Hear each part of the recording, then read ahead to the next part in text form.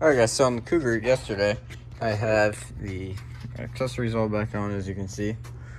It was a little bit of a cunt getting it all back on, because I took it off all in one piece, but definitely putting it back on in one piece was not in order.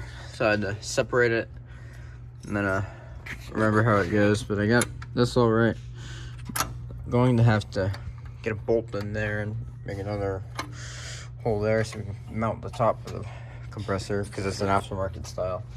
So yeah, we'll probably have to clock it because these lines are going to be hitting the hood here, so we have to do that. I have the carb on the manifold. Tomorrow I'm going to get the wires ran and everything. Gonna get all our bolts on, gonna get our water pump pulley and our fan on. But yeah, we're getting there. Just kind of wrapping up the motor, figuring out the mounts. We're sitting there, and there's no bolts on this side, but we are sitting properly on there.